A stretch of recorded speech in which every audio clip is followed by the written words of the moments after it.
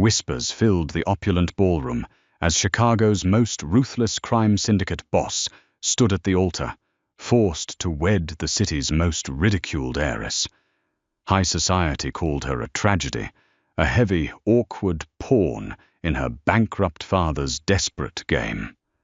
They expected the groom to hide her away in a gilded cage, to treat her like a shameful secret. But they were dead wrong. When the city's elite dared to laugh at his new bride, they quickly learned a terrifying lesson. Nobody disrespects Gabriel Russo's wife and lives to tell the tale. Gabriel Russo did not believe in love. He believed in leverage.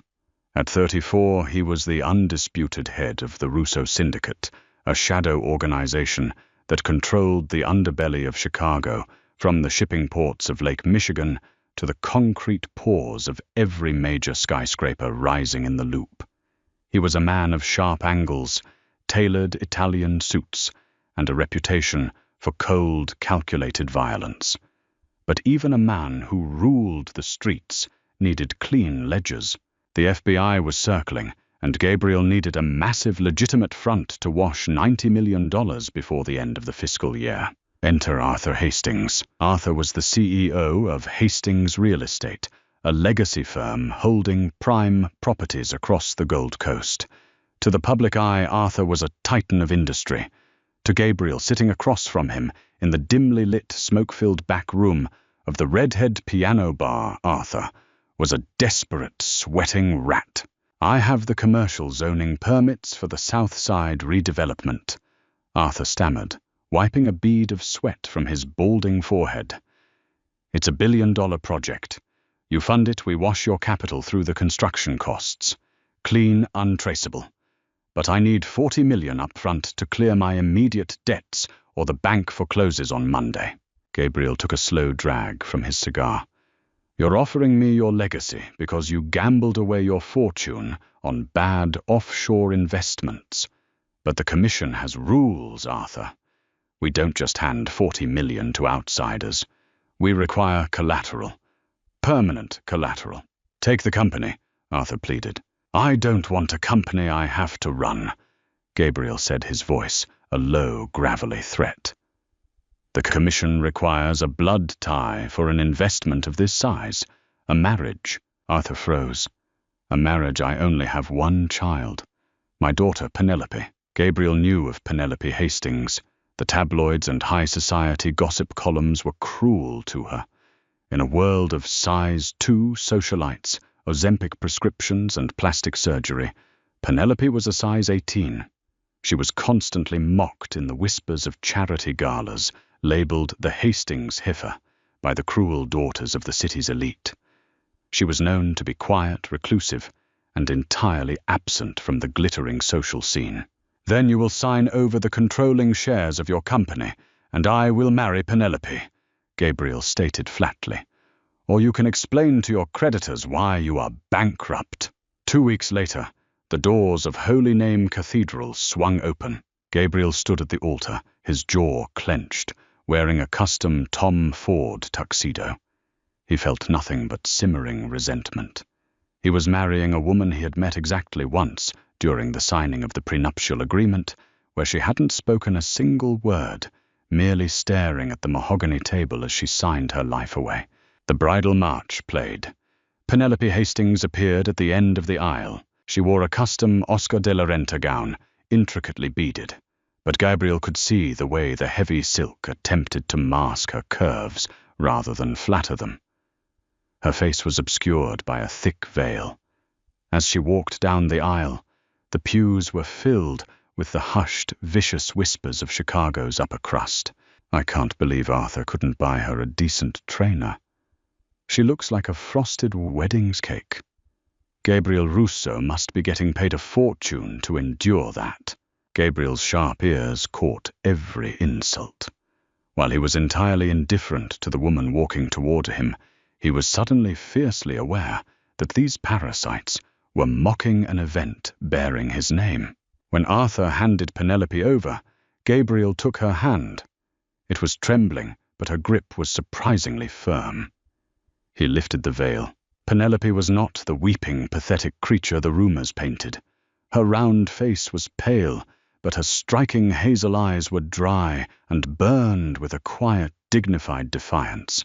She looked at Gabriel, not with fear, but with resignation. She knew exactly what this was, a transaction.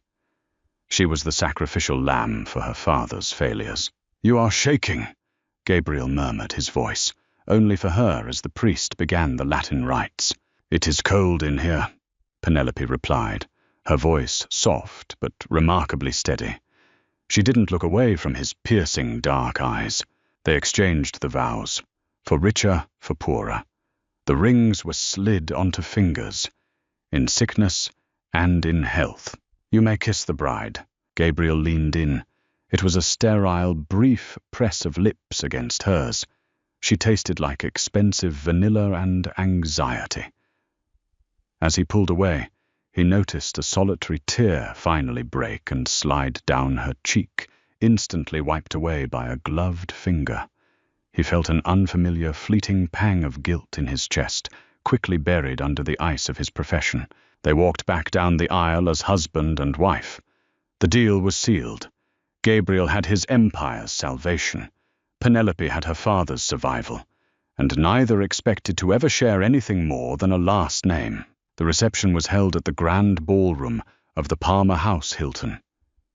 It was a miserable affair of forced smiles, expensive champagne, and thinly veiled contempt. Gabriel and Penelope sat at the sweetheart table, a gulf of silence between them. Gabriel was busy fielding subtle nods of respect from his capos scattered throughout the room, while Penelope picked at her catered filet mignon. It was during the cocktail hour that the first line was crossed. Clara Danvers, a statuesque blonde socialite who had spent the last 2 years desperately trying to warm Gabriel's bed, approached Penelope while Gabriel was supposedly out of earshot, speaking with his underboss.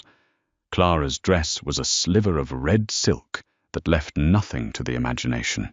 "Penelope, darling." Clara purred her voice, dripping with venom.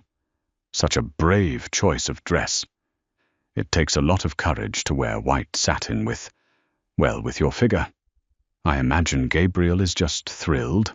Penelope's knuckles turned white around her champagne flute. She had endured this exact brand of cruelty her entire life. Usually she would look down, excuse herself, and hide in a bathroom until the event ended. Before Penelope could form a diplomatic retreat, a heavy, warm hand clamped down onto her shoulder. Gabriel materialized behind her. His presence instantly dropped the temperature in the room. He didn't look at Penelope. His cold, dead-eyed stare was fixed entirely on Clara. "Is there a problem here?" "Clara." Gabriel's voice was dangerously quiet. Clara laughed, nervously playing with a strand of her blonde hair. "Oh, Gabriel. No, of course not. We were just talking about fashion. I was just giving Penelope some friendly advice." "My wife," Gabriel said the word feeling strange but heavy on his tongue, "does not require your advice.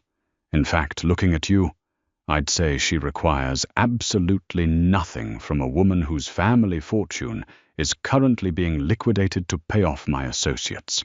Clara's face drained of all color.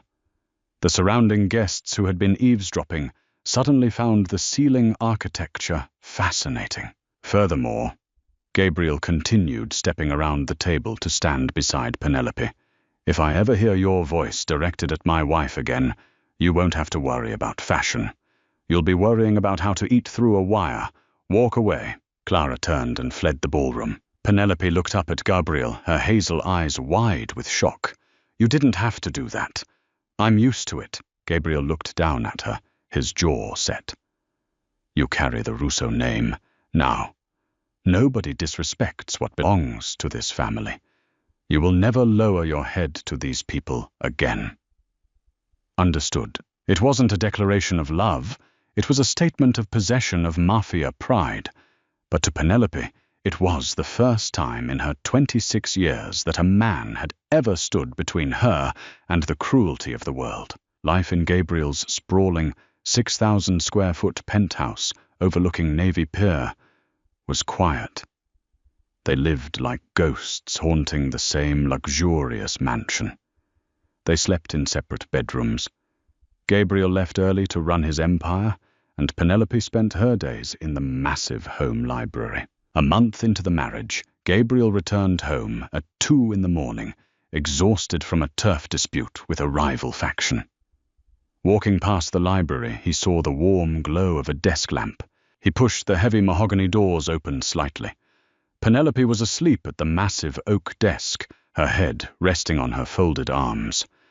Spread out before her were hundreds of financial documents, blueprints and ledgers belonging to Hastings Real Estate. Curious, Gabriel walked silently into the room. He looked over her shoulder at the papers. What he saw made his blood run cold. Arthur Hastings was an idiot, but he wasn't the one running the company. The margins scribbled in red ink, the brilliant tax loopholes heavily documented the aggressive rezoning strategies that had saved the company from drowning 5 years ago. They were all in Penelope's neat, elegant handwriting. She wasn't just Arthur's daughter. She was the sole architect of the Hastings Empire. Her father had taken all the credit, while she did the grueling work from the shadows hidden away, because she didn't fit the corporate aesthetic he wanted to project. Gabriel looked down at his sleeping wife. The soft curve of her cheek rested against a complex spreadsheet of the Southside development, the very project Gabriel was using to wash his money. She was brilliant, a quiet, undeniable genius, hidden beneath layers of societal shame. Gently surprisingly, even to himself, Gabriel took off his suit jacket and draped it over her shoulders. She stirred slightly, leaning into the warmth of the expensive wool, breathing in the scent of his cologne. "You're not a pawn at all, are you, Mia Mowgli?" he whispered to the empty room. The next morning, the dynamic in the penthouse shifted. When Gabriel came down for breakfast, Penelope was already at the kitchen island, sipping black coffee and reading the Wall Street Journal. Gabriel poured himself a cup and sat directly across from her. He placed a heavy encrypted flash drive on the marble counter between them. "What is this?" Penelope asked, looking up. "Those are the raw ledgers for the Russo Syndicate's offshore holdings," Gabriel said evenly. "Your father is incompetent. If I let him manage the Southside Development Funds, he'll leave a paper trail that leads the feds straight to my door." Penelope stared at the drive. "You want me to launder your money? I want you to manage the merger," Gabriel corrected. "I saw your work last night. You are the brains behind Hastings Real Estate. I protect what is mine, Penelope, and from now on you don't hide in the background. You run the board." For the first time since he met her, Gabriel saw a genuine, slow smile spread across Penelope's face.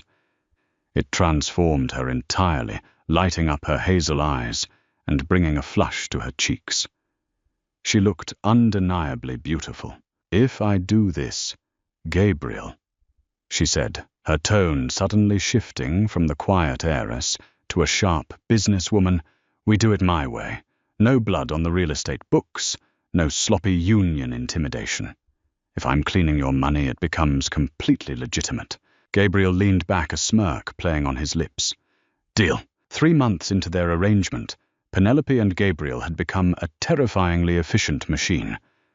By day, Penelope untangled the financial messes her father had created, meticulously weaving Gabriel's illicit funds into legitimate urban development projects. By night, they sat in the penthouse living room, drinking scotch, discussing logistics politics, and the violent chess game of the Chicago underworld. Gabriel found himself looking forward to coming home. He found himself watching the way Penelope's eyes narrowed when she found a discrepancy in a ledger. He noticed the softness of her skin, the way her curves filled out the luxurious loungewear she wore around the house. The initial indifference had melted into profound respect, and respect was rapidly kindling into a deep, possessive attraction. But peace in the Mafia is always an illusion. Victor Lucchese, the head of a rival crime family operating out of the West Side, had caught wind of the Hastings-Russo merger. Victor was a brutal, old-school thug who believed women belonged in the kitchen and problems were solved with baseball bats, not spreadsheets. Feeling threatened by Gabriel's sudden expansion into legitimate real estate, Victor demanded a sit-down. The meeting was set at the private dining room of Gibson's Bar and Steakhouse. Gabriel wore his usual charcoal suit, but tonight he insisted Penelope come with him. "You are the head of Hastings now," Gabriel told her as they stood in the penthouse foyer. "Lucchese needs to know who he is dealing with." Penelope was nervous. She wore a tailored emerald green pantsuit that hugged her curves flawlessly. Gabriel had secretly hired a private tailor from Milan to design a wardrobe specifically for her, ensuring she felt as powerful as she truly was. When they entered the private dining room at Gibson's, Victor Lucchese was already seated, flanked by two massive enforcers. Victor was a large man with a pockmarked face and a cruel smile. "Gabriel." Victor boomed, not standing up. He then shifted his gaze to Penelope, his eyes raking over her form with visible disgust. "And this must be the famous Hastings girl. I heard your father threw you in to sweeten the deal. Looks like you brought a lot to the table. Most of it excess baggage." Gabriel stopped dead in his tracks. The silence in the room became absolute, thick and suffocating. Penelope stiffened the old shame, trying to rise in her throat, but before she could retreat inward, Gabriel moved. In a blur of motion, Gabriel grabbed the heavy steak knife resting on the white tablecloth. With terrifying force, he drove the blade straight down through the back of Victor Lucchese's left hand, pinning it flush to the solid oak table underneath. Victor screamed, a wet, agonizing sound that echoed off the soundproof walls. His enforcers reached for their weapons, but Gabriel already had his custom, Glock 19 drawn, aimed directly between the eyes of the man on the left. Gabriel's own men, waiting outside the door, flooded the room, in seconds, guns drawn, neutralizing the threat. Gabriel leaned over the table, his face inches from Victor's sweating, pale visage. "You look at her with disrespect. You lose the eyes." Gabriel whispered, his voice a demonic hiss. "You speak of her with disrespect. You lose the tongue. This woman is Penelope Russo. She is the queen of this city, and you are a dead man if you ever breathe her name again." Victor was hyperventilating, blood pooling around the silver blade stuck through his hand. "Are you crazy, Gabriel? You start a war over a fat bitch." Gabriel's finger tightened on the trigger, fully prepared to paint the walls with Victor's brains, but a soft, steady hand rested on his forearm. "Gabriel, stop." It was Penelope. She hadn't flinched at the violence. She walked calmly to the table, holding a sleek black leather folder. She stood over Victor, looking down at him, not with fear, but with absolute, cold authority. "Mr. Lucchese," Penelope said, her voice smooth as glass. "While you were busy evaluating my physical appearance, I was busy evaluating your financial structure." She tossed the folder onto the table next to his bleeding hand. It fell open. "These are the routing numbers to your offshore accounts in the Cayman Islands," Penelope explained clinically. "I also have the documented proof of the $3 million you skimmed from the Commission's pension fund last year. A secret you've kept hidden from the bosses in New York." Victor's eyes widened in sheer terror. The pain in his hand was suddenly secondary to the death sentence laid out on the paper before him. If New York found out he was stealing from the bosses, they would butcher his entire family. "You sign over the shipping routes on the west side to the Russo Syndicate tonight," Penelope continued, her tone unwavering. "Or I press a button on my phone, and this file is emailed directly to the Commission's consiglieres. You will be dead before sunrise." Victor stared at the heavy-set woman standing over him. He realized then that he hadn't just insulted a Mafia wife. He had insulted the most dangerous weapon in Gabriel Russo's arsenal. "I'll sign." Victor choked out tears of pain and defeat streaming down his face. "I'll sign it all," Penelope nodded, turning on her heel. "Let's go home, Gabriel. The steak here suddenly smells like garbage."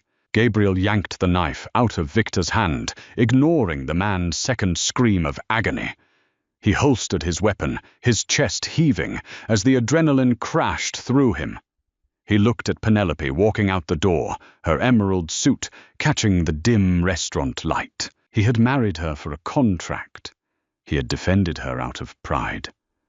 But watching her dismantle a ruthless mob boss with nothing but a leather folder and her brilliant mind, Gabriel Russo realized he was hopelessly, violently obsessed with his wife. As they sat in the back of the armored Maybach driving back to the penthouse, the partition raised to give them privacy, Gabriel reached across the leather seat.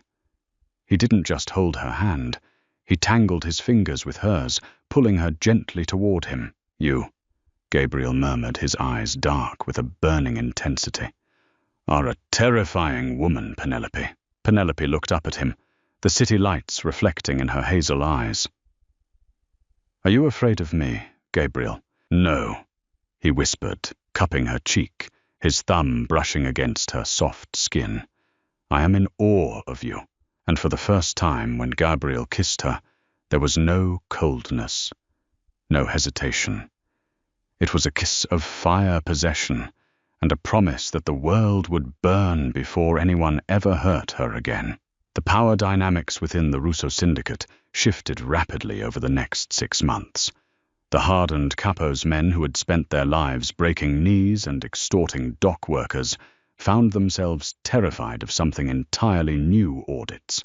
Penelope had taken the messy, blood-stained ledgers of the organization and run them through a gauntlet of forensic accounting. She sat at the head of the boardroom table in the syndicate's secure downtown high-rise, her hazel eyes scanning over the quarterly reports. Gabriel stood silently by the floor-to-ceiling windows, watching her command the room with a mixture of pride and dark amusement. "Donovan." Penelope said, her voice cutting through the thick silence of the room.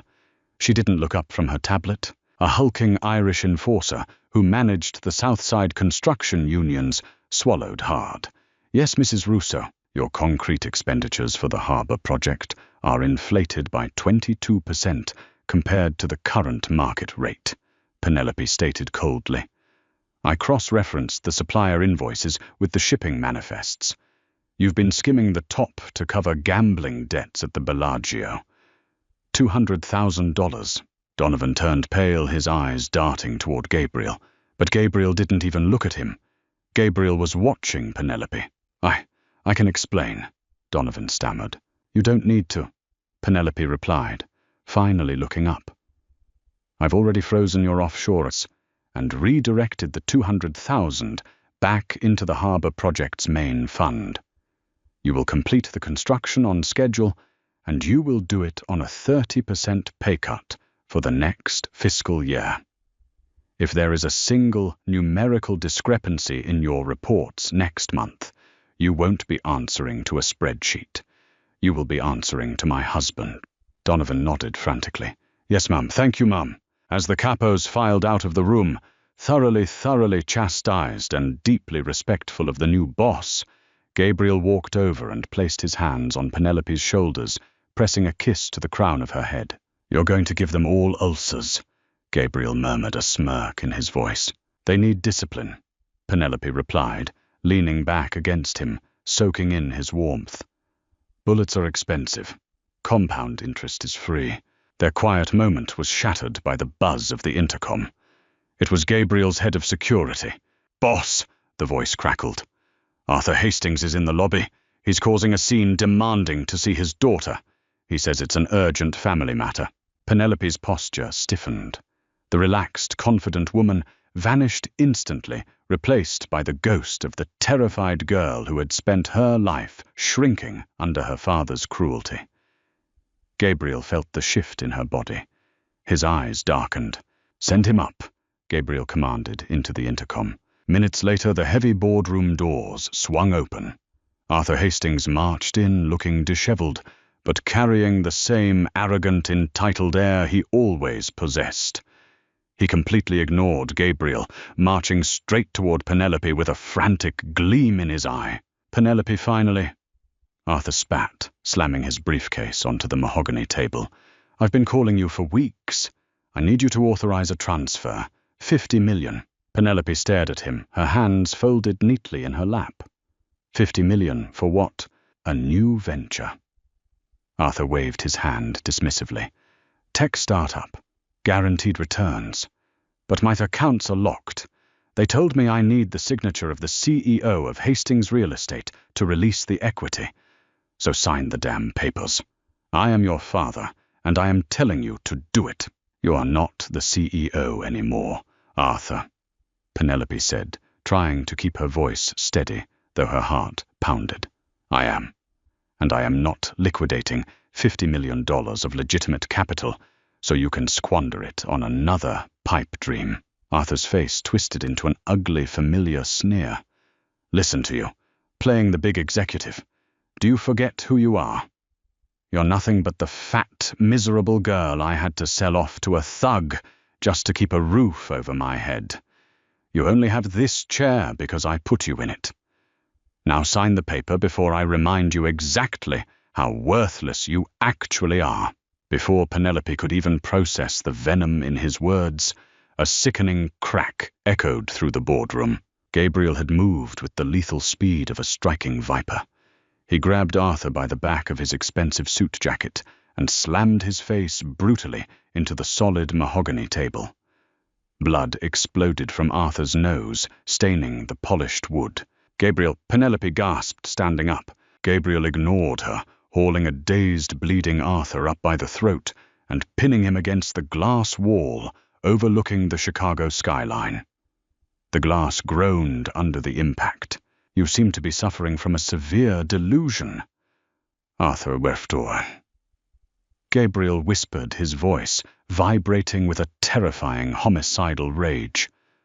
Let me clear it up for you. You did not sell her to me. You surrendered her to a king because you are a peasant who couldn't balance a checkbook. She is the only reason you are not currently resting at the bottom of Lake Michigan. Arthur choked his feet, dangling an inch off the floor, his hands clawing uselessly at Gabriel's iron grip. She is my wife.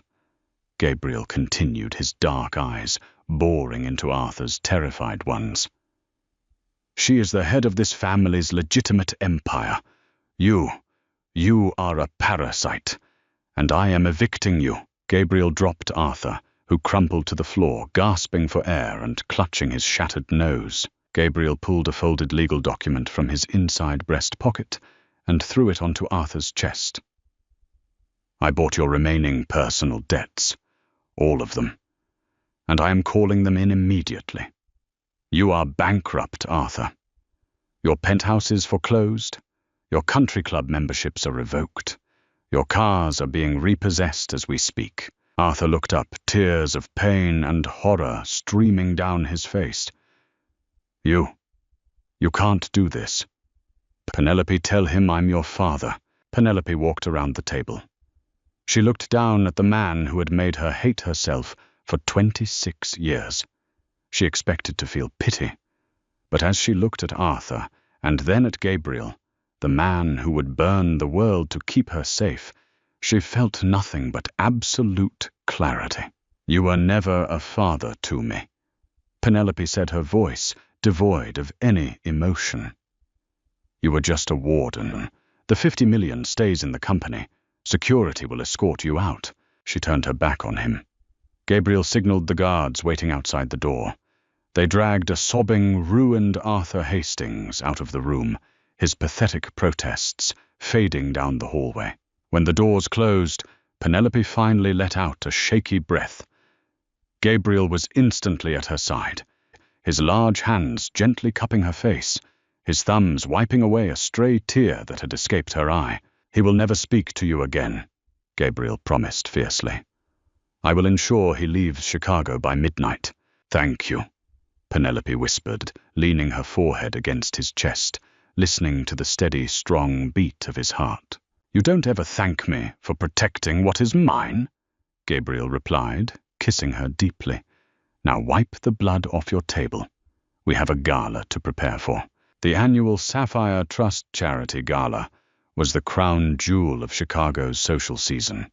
Held at the Field Museum of Natural History, It was a night where the elite gathered to outspend and outshine one another beneath the towering fossil of a T-Rex. This year, Gabriel and Penelope were the guests of honor. The legitimate success of Hastings real estate had made them the largest donors in the city. Penelope stood before the full-length mirror in their penthouse, staring at her reflection. She was wearing a custom-made midnight blue velvet gown. The neckline plunged daringly, and a high slit revealed a flash of her leg. The heavy velvet hugged every curve she possessed, completely unapologetic. Around her neck rested a spectacular diamond and sapphire necklace, a gift Gabriel had presented to her that very morning. Gabriel walked into the dressing room already in his tuxedo. He stopped, his breath catching in his throat. He walked up behind her, placing his hands on her waist, their eyes meeting in the mirror. "All you," Gabriel said, his voice dropping an octave, "are going to make every man in that room envy me." Penelope smiled, a genuine, radiant expression. "And I'm going to make every woman in that room terrified of me." They arrived at the museum to a barrage of flashing cameras. As they walked up the grand stone steps, Penelope held her head high. The whispers that used to plague her were gone, replaced by respectful murmurs and awed stares. She was no longer the tragic heiress. She was the untouchable queen of the Russo Empire. However, one pair of eyes watching from the shadows of the museum's mezzanine held nothing but pure, unadulterated hatred. Clara Danvers was ruined. After Gabriel had humiliated her at his wedding, the high society circles had shunned her. Her family's money was gone, seized by Gabriel's associates. Clara was surviving on maxed-out credit cards and a burning desire for revenge. But Clara wasn't smart enough to pull off a financial hit. She had opted for something much cruder. She had reached out to Frank Lucchese, the hot-headed younger brother of Victor Lucchese, the man Gabriel had maimed at the steakhouse. Frank wanted Gabriel dead, and Clara wanted Penelope destroyed. It was a match made in hell. Inside the gala, the champagne flowed freely. Gabriel was pulled into a conversation with the mayor regarding a new city contract. He squeezed Penelope's hand. 5 minutes, Gabriel promised. "Don't wander off." Penelope nodded, turning toward the bar to order a sparkling water. Well, if it isn't the Cinderella of the slaughterhouse. Penelope turned slowly to see Clara Danvers approaching. Clara looked gaunt, her dress a season out of date, her eyes wide and manic. "Clara," Penelope said, smoothly taking a sip of her water. "I'm surprised security let you in. I thought your family's assets were completely liquidated. Did you pawn your mother's pearls for a ticket?" Clara's face flushed with rage. "You think you're so untouchable because you have a mob boss holding your leash. You're nothing but a fat pig dressed in velvet. And tonight, everyone is going to see you for what you really are." Clara raised her hand, signaling toward the upper balcony. Suddenly, the massive glass doors of the main hall shattered. The string quartet stopped playing abruptly as screams erupted from the crowd.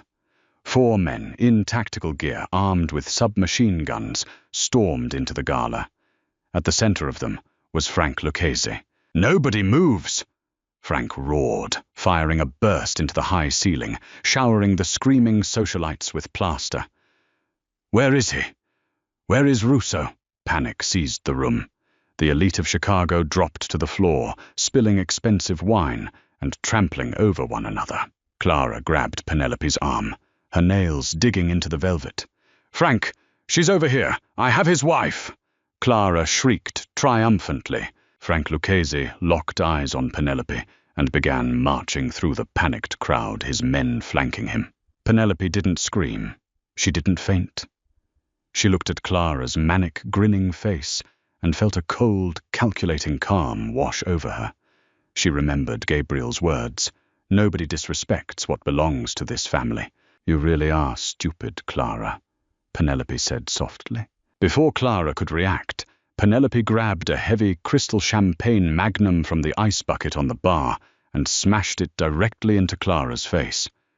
The socialite went down like a sack of stones, blood pouring from her shattered nose, unconscious, before she hit the marble floor. Frank Lucchese raised his weapon, aiming it at Penelope. "Say good night, sweetheart." But Frank had made a fatal miscalculation. He assumed Gabriel Russo would be caught off guard. From the shadows behind the T-Rex exhibit, a suppressed gunshot echoed with a sickening thwip. The man to Frank's left dropped dead, a clean hole between his eyes. Another shot. The man on the right crumpled. Frank panicked, spinning around wildly.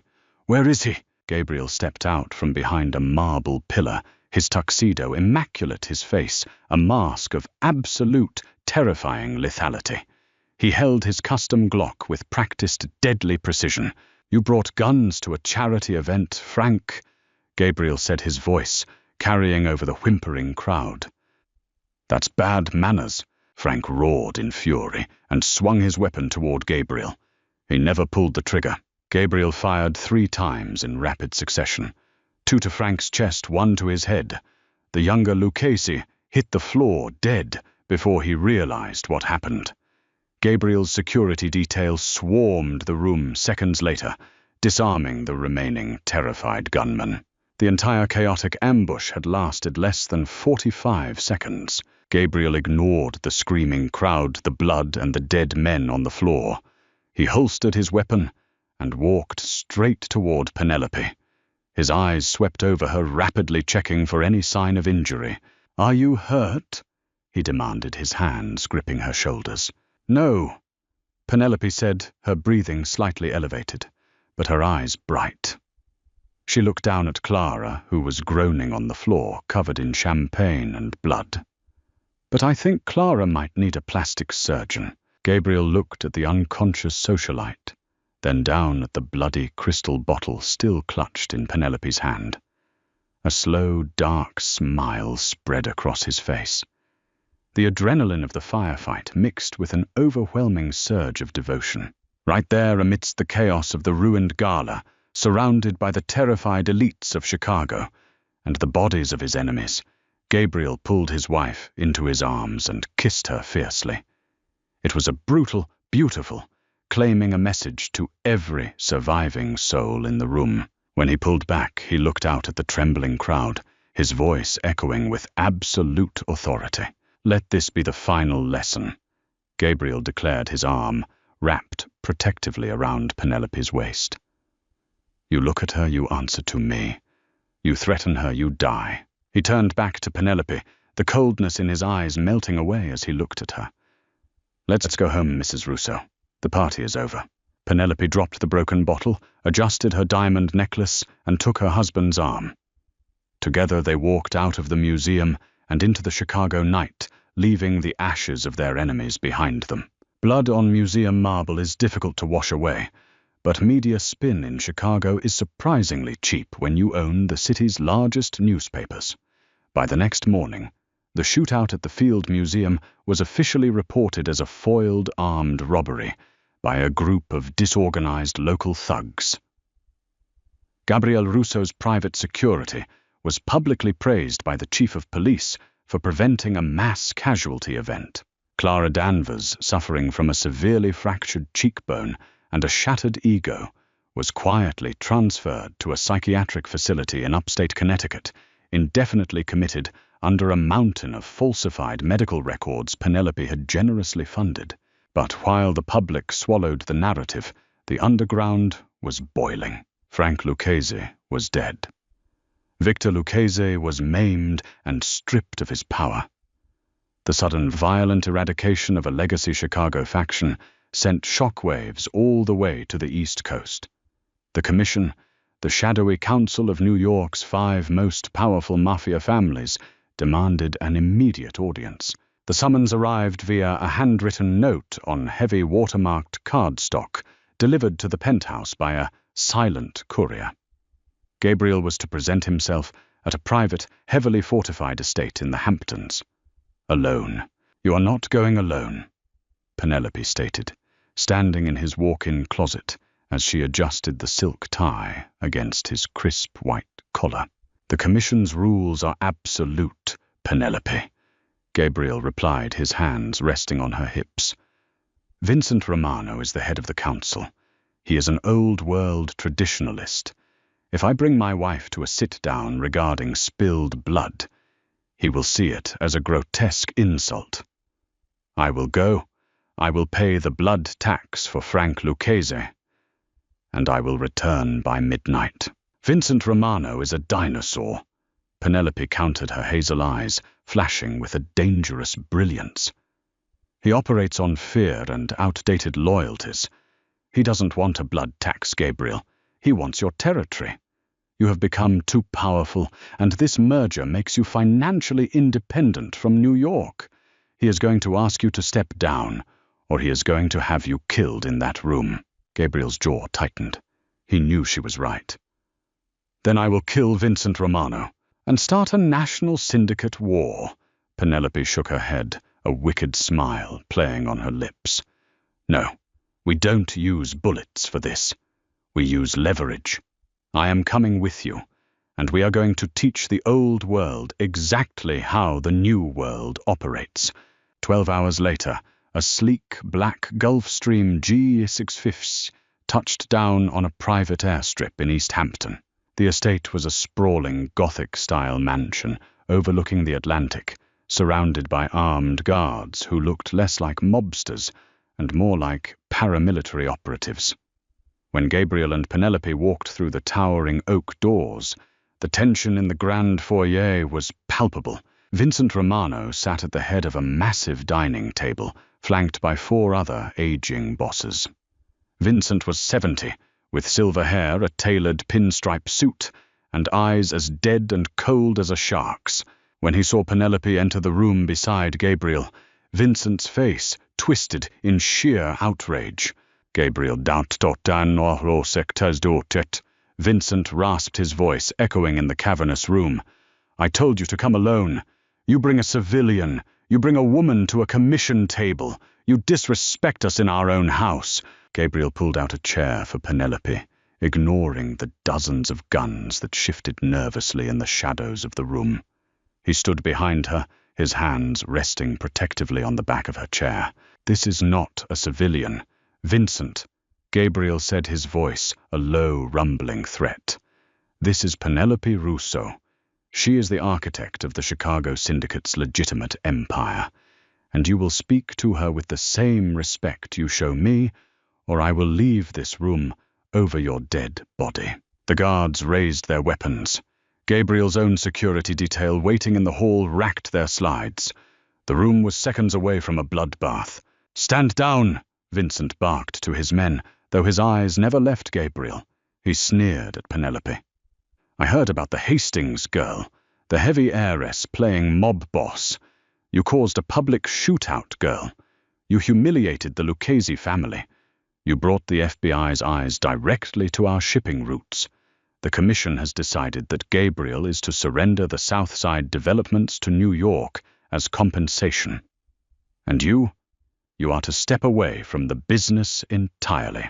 Penelope calmly opened the sleek carbon fiber briefcase she had carried in. She didn't flinch at the guns or the threats. She pulled out a single encrypted iPad and slid it across the polished wood table toward Vincent. I don't think I'll be stepping away, Mr. Romano. Penelope said, her voice smooth, cultured and dripping with ice. In fact, I think you'll be giving us full autonomy over the Midwest operations. Permanently, Vincent scoffed, refusing to touch the tablet. Are you threatening the commission, little girl? I am educating you, Penelope corrected. While you men have been busy measuring your egos and fighting over street corners, I have been analyzing the commission's financial architecture. You launder your money through 3 major fronts. The Bellagio casino expansions in Vegas, the transatlantic shipping lines out of Newark, and the luxury high-rises in Manhattan. Vincent's eyes narrowed slightly. What you don't know, Penelope continued, leaning forward, the velvet of her blazer stretching over her curves, is that the shell companies holding the debt for all 3 of those fronts were quietly purchased last week by a holding firm based in Zurich, a firm that I own. The room went deathly silent. Vincent finally looked down at the iPad. The screen displayed a real-time banking interface showing billions of dollars in syndicate assets locked under a single dual authentication firewall. "If anything happens to my husband or to me," Penelope whispered, the absolute authority in her voice, making the old bosses shiver. "Or if you ever attempt to tax the Chicago syndicate again, I don't send hitmen. I send an automated data dump directly to the IRS, the SEC, and the Federal Bureau of Investigation. Every ledger, every bribe, every hidden account your families have built over the last 40 years will be exposed in 30 seconds. You won't die in a shootout, Vincent. You will die in a federal maximum security prison, broke and forgotten." Vincent stared at the screen, his face draining of all color. The other bosses exchanged panicked, desperate looks. They had spent their lives dealing with thugs and assassins. They had no defense against a financial genius who could eradicate their empires with a keystroke. "You—" Vincent choked out, looking at Penelope as if she were a demon summoned from the depths of hell. "You are a monster." Gabriel leaned down, pressing a kiss to Penelope's cheek, a dark, triumphant smile on his face. "I told you," Gabriel whispered to the terrified men at the table. "She is the queen of the city. Now authorize the transfer of the Midwest territories to Chicago. We have a flight to catch." Defeated, humiliated, and utterly outplayed, Vincent Romano signed the digital contract.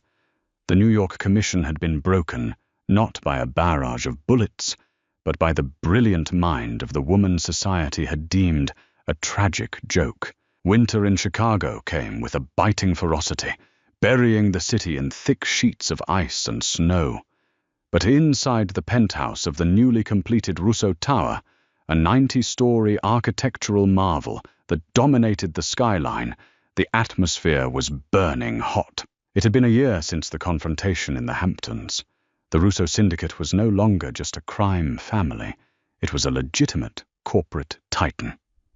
Under Penelope's ruthless financial guidance, they had monopolized the city's real estate, logistics, and private security sectors. Gabriel's underworld enforcement ensured no rival ever dared step onto their turf, while Penelope's brilliance ensured the federal government saw nothing but flawless tax returns and charitable donations. They were untouchable, yet there was one final loose end. Federal prosecutor Richard Lawson had spent the last 3 years building a RICO case against Gabriel. Lawson was an ambitious, arrogant man who desperately wanted the fame of taking down the Russo Empire to secure a seat in the Senate. On a freezing Tuesday evening, Lawson bypassed Gabriel's lawyers and marched directly into the grand lobby of Russo Tower, flanked by 2 FBI agents, demanding to serve a subpoena to Penelope herself. He believed she was the weak link, the soft, wealthy heiress he could intimidate into flipping on her husband. Penelope agreed to meet him in her private office on the 89th floor. When Lawson entered, Gabriel was standing by the window, a glass of bourbon in his hand, radiating lethal stillness.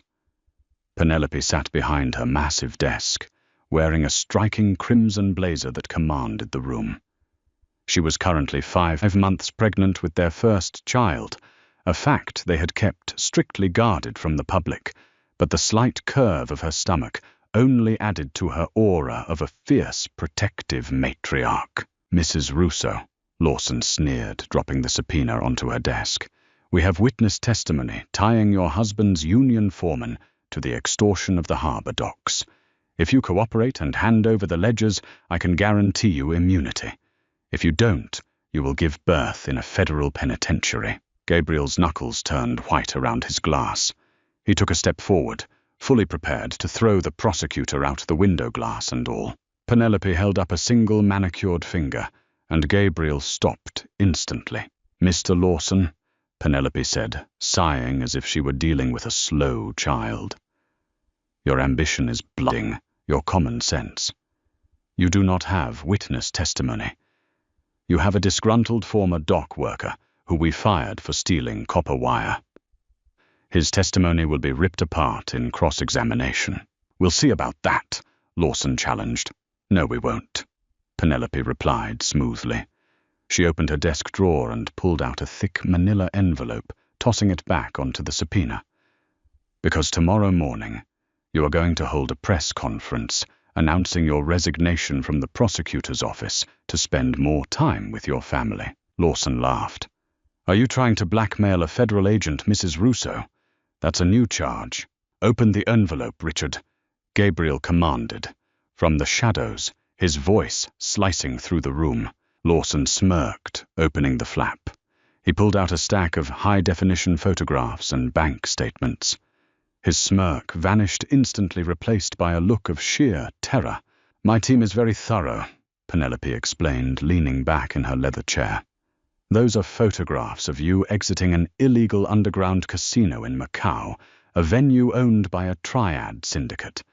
The bank statements detail the $300,000 you owe them in gambling debts. Debts you have been secretly paying off by taking bribes from the Lucchese family's remaining stragglers to target my husband. Lawson's hands began to shake violently. The FBI agents standing behind him exchanged nervous glances, suddenly realizing they were backing a corrupt superior. If you attempt to bring that subpoena before a judge. Penelope continued, her tone as cold as the Chicago winter outside. Those photos go to the Department of Justice, the Senate Ethics Committee, and your wife. You will lose your career, your freedom, and your family. Lawson swallowed hard, the fight completely drained from his body. He was looking at a woman whose society had mocked, realizing too late that she was the most dangerous predator he had ever encountered. Slowly, Lawson placed the photos back in the envelope. He reached across the desk, picked up his subpoena, and tore it in half. I will draft my resignation tonight, Lawson whispered. See that you do, Penelope said, turning her attention back to her laptop. Security will show you out. When the doors closed, leaving Gabriel and Penelope alone in the massive office, Gabriel set his glass down. He walked over to her, turning her chair so she faced him. He knelt before her, his large hands resting gently on her thighs, his dark eyes looking up at the woman who had conquered his world. You are a terrifying creature, Mia Regina, Gabriel murmured, a deep rumble of adoration in his chest. Penelope smiled, running her fingers through his dark hair. I told you, Gabriel, nobody touches what is mine. Not my empire, not my husband, and certainly not our child. Gabriel leaned in, pressing a tender, reverent kiss to her slightly swollen stomach, before rising to capture her lips in a deep, consuming kiss. He had married her as a business transaction, a forced collateral to save his syndicate. But fate had given him something infinitely more powerful. They walked over to the floor-to-ceiling windows, Gabriel standing behind her, his arms wrapped tightly around her waist, holding her securely against his chest. They looked out over the glittering lights of Chicago, a city that belonged entirely to them. The socialites still whispered, the politicians still schemed, and the criminals still plotted, but they all knew the absolute truth. You do not look at Gabriel Russo's wife. You do not disrespect the heavy heiress. Because behind her curves was a mind that could destroy nations, and standing behind her was a man who would gladly burn the world to ashes just to keep her warm. If Penelope's savage takedown of the commission and her absolute destruction of that corrupt federal prosecutor left you speechless, smash that like button. Right now, Gabriel and Penelope prove that true power isn't about fitting into society's mold. It's about building your own empire and crushing anyone who disrespects you. Do you think there's any couple more terrifyingly perfect than these two? Drop a comment below with your favorite ruthless moment from the story. Make sure you subscribe and turn on notifications so you never miss another dramatic, twists-filled Mafia romance. Share this video with someone who loves a brilliant, unapologetic boss queen.